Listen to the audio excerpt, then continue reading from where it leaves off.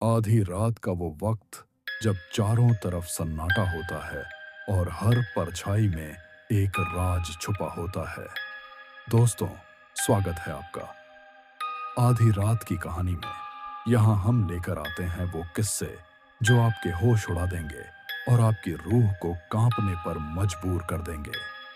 तो आइए शुरू करते हैं आज की दहला देने वाली कहानी। यह किस्सा आज से लगभग 30 साल पुराना बताया जाता है। कहानी हिमाचल प्रदेश के मंडी जिले की है, जो उस समय बहुत ही सुनसान और घने जंगलों से भरा हुआ इलाका था। लगभग 50 साल पहले इसी गांव का एक जवान लड़का था, राजीव ठाकुर। राजीव भारतीय सेना में था और छुट्टियों में अपने गांव लौटा था। गांव तक सीधा कोई बस नहीं आती थी। लोगों को मेन रोड से पैदल पहाड़ी रास्तों से गुजरकर ही गांव तक पहुंचना पड़ता था। रात का समय था। राजीव अकेला ही गांव की ओर लौट रहा था। रास्ता घना और सुनसान था। तभी अचानक उसे जंगल की तरफ से किसी औरत के जोर जोर से रोने की आवाज आई। राजीव बहादुर था। वह डरने के बजाय उस तरफ चला गया। अंदर जाकर देखा कि एक सुंदर जवान लड़की, नाम सुषमा, एक पुराने बरगद के पेड़ के नीचे बैठी रो रही थी। राजीव ने पूछा, तुम यहाँ इस वीराने में अकेली क्या कर रही हो? तुम्हारा घर कहाँ है? लड़की ने आंसुओं के बीच कहा, मुझे कुछ याद नहीं। मुझे बस इतना याद है कि मैं अकेली हूँ। क्या आप मुझे अपने साथ ले चलेंगे?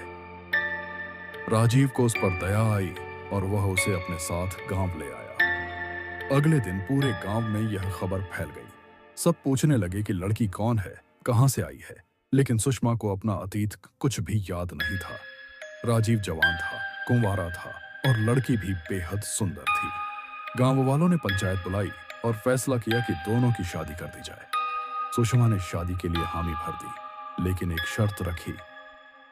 राजीव, मैं तुम्हारी हर बात मानूंगी, घर का सारा काम करूंगी, लेकिन तुम कभी भी बिना खटखटाए मेरे कमरे में अंदर मत आना। राजीव मान गया। शादी हो गई। शादी के बाद कई साल बीत गए। उनके 3 बच्चे भी हुए। सब कुछ अच्छा चल रहा था। राजीव जब जब छुट्टी पर आता, अपने परिवार के साथ वक्त बिताता और फिर ड्यूटी पर लौट जाता। एक बार जब राजीव छुट्टियों में घर आया तो वापसी के दिन बस पकड़ने निकला। रास्ते में अचानक उसे याद आया कि उसने अपना ओढ़नी और कुछ पैसे घर पर ही छोड़ दिए हैं। वह जल्दी जल्दी वापस लौटा और भूलवश बिना दरवाजा खटखटाए ही अपनी पत्नी के कमरे में घुस गया। कमरे के अंदर का दृश्य अंदर जो उसने देखा, उसकी रूह कांप गई। सुषमा चूल्हे पर रोटियां सेंक रही थी, लेकिन उसका एक पैर जलती आग के अंदर रखा हुआ था। उसके लंबे काले बाल पूरे कमरे में बिखरे थे और उसकी आंखें अंगारों की तरह लाल चमक रही थीं। राजीव यह देखकर जोर से चिल्ला पड़ा।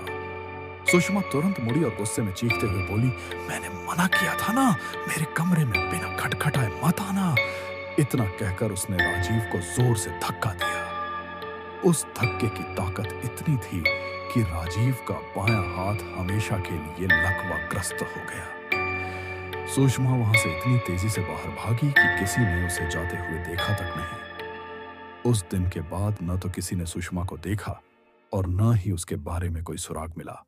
आज भी मंडी जिले के लोग यह कहानी सुनाते हैं। लोग कहते हैं कि वह कोई साधारण लड़की नहीं थी, बल्कि एक आत्मा थी जो किसी वजह से उस जगह बंधी हुई थी।